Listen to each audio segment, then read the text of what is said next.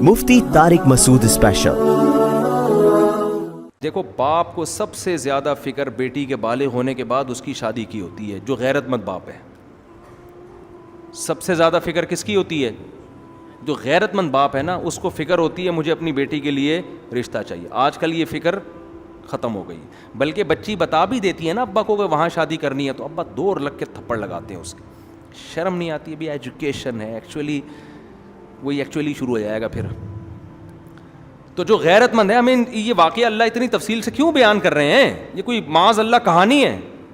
ایک ایک پہلو سے سبق دلانے کے لیے کہ وہ لڑکیوں کے والد نیک آدمی تھے، تو وہ مسلسل تلاش میں تھے، مجھے اپنی بیٹی کے لیے کوئی اچھا شوہر چاہیے۔ تو ان کو اندازہ ہو گیا کہ یہ اس آدمی میں دو کوالٹیز ہیں، نمبر 1 صحت اچھی ہے، نمبر 2 ایماندار ہے۔ تو داماد کی سلیکشن میں بھی دو چیزیں دیکھی جاتی ہیں، صحت مند ہو اور ایماندار ہو۔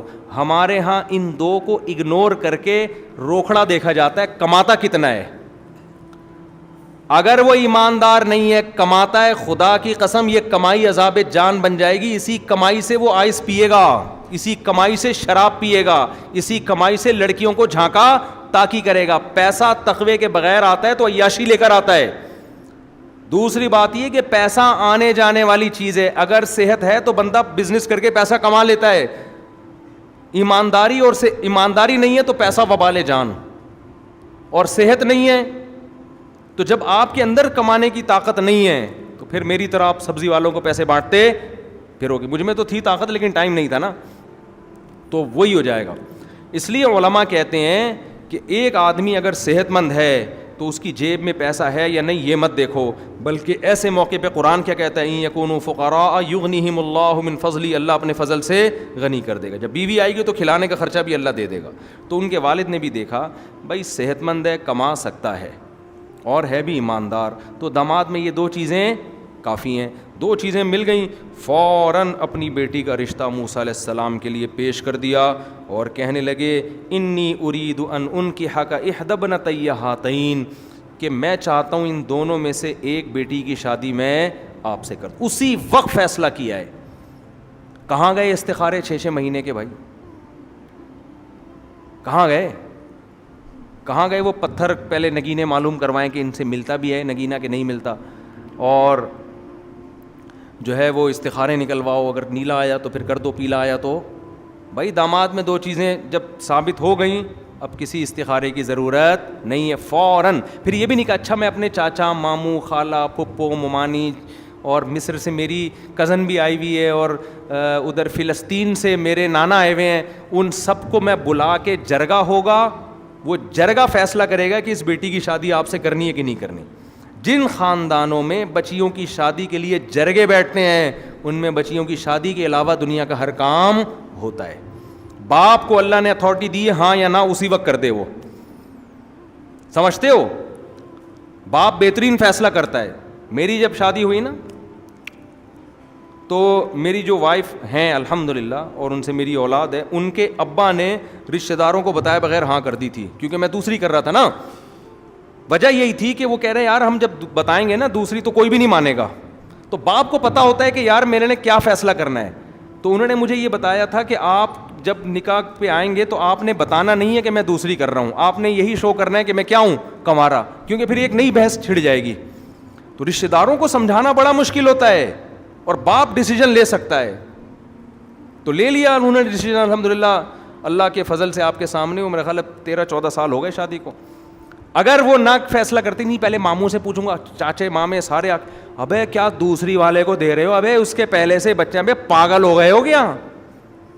اتنی انکوائری ہوتی نا، اتنی انکوائری کمیشن آفیسر میں بھرتی ہونے کے لیے اتنی انٹیلیجنس خفیہ ایجنسیاں انکوائری نہیں کر رہی ہوتی جتنی باقی سارے کر رہے ہوتے ہیں۔ ان کو وہ خطرات نہیں ہوتے جو بیٹی کو گھر میں بٹھانے کے ہوتے ہیں۔ تو باپ صحیح فیصلہ کرتا ہے۔ اس لیے میں لوگوں سے کہتا ہوں کہ جب آپ کی بیٹی کے لیے کوئی پیغام نکاح بھیجے تو زیادہ ادھر ادھر لوگوں کو لفٹ کرانے کی ضرورت نہیں ہے، خود فیصلہ کرو، خود۔ سمجھتے ہو؟ تو ان کے ابا نے بھی خود ہی فیصلہ اسی وقت، کوئی چاچا ماما کو فون نہیں کیا، نہ کسی سے مشورہ، کہا انی اریدو، میرا ارادہ ہے میں اپنی دونوں بیٹیوں میں سے ایک کا نکاح کس سے کرنا چاہتا ہوں؟ آپ سے۔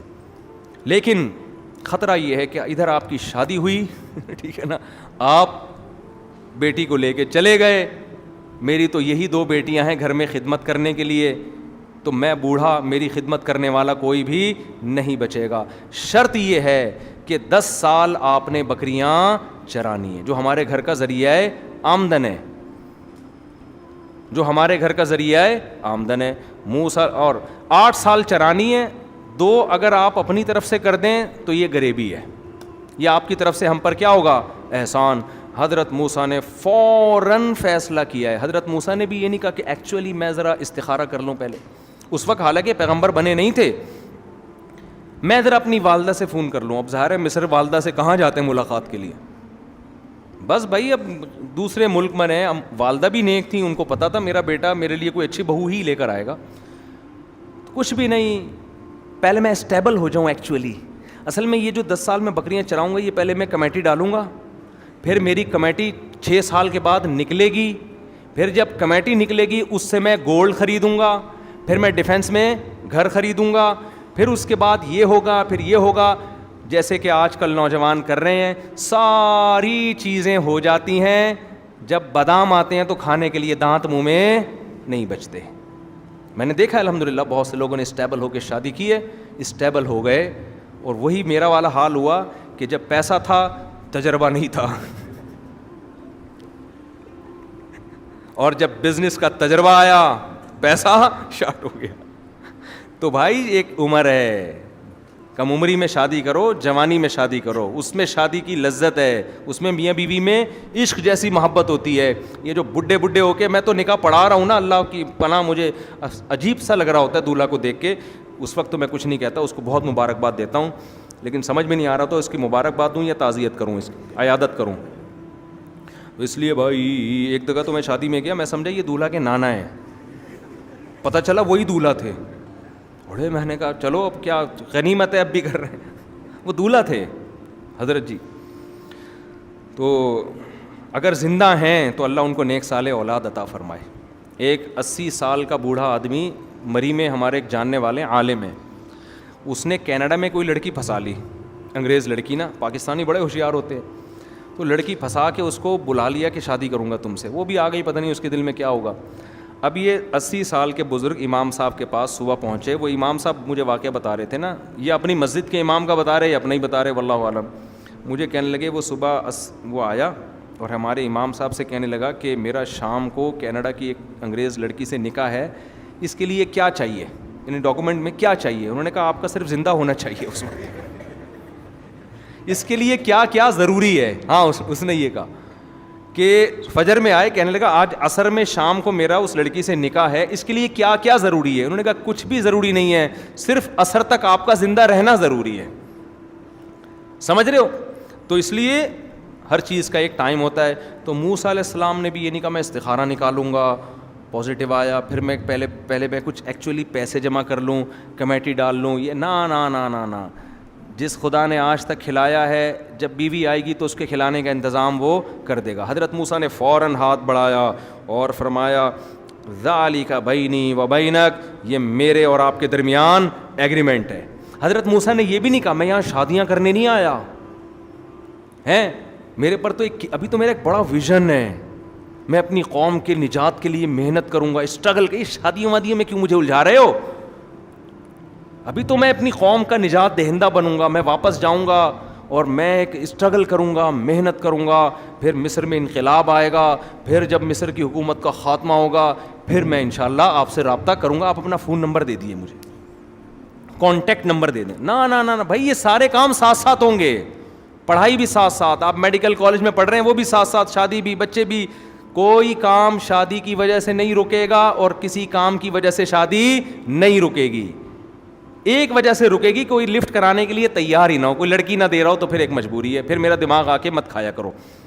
تو قرآن کہتا ہے کہ موسیٰ علیہ السلام نے فوراً کہا ذالک بینی و بینک, یہ میرے اور آپ کے درمیان ایگریمنٹ ہے. ایما الاجلین قضیت, دونوں 8 سال یا 10 سال میں سے کوئی بھی مدت میں نے پوری کر دی, فلا عدوان علی, تو پھر مجھ پر کوئی حرج نہیں ہے, یعنی پھر میں اپنے اس ایگریمنٹ سے کیا ہو جاؤں گا, بری. واللہ علی ما نقول وکیل, اور ہم جو معاہدہ کر رہے ہیں اس پر کون گواہ ہے؟ اللہ گواہ ہے. اچھا بھائی میرے سسر کے لیے دعا کریں، اللہ تعالیٰ ان کے مسائل کو حل کرے، ان کا دل سے دعا ہے جی جن مسائل میں بھی وہ مبتلا ہیں اللہ ان کو ان مسائل سے نکال دے۔ مفتی صاحب اگر غلطی سے قرآن پاک پر یا اور کاغذ پر جس پر دعا لکھو پاؤں کے نیچے آ جائے، غلطی سے آ گیا تو کوئی گناہ نہیں بھائی، اٹھا کے رکھ دیں بس اس کو۔ سبحانک اللہم و بحمدک نشہد ان لا الہ الا انت نستغفرک و نتوب الیک۔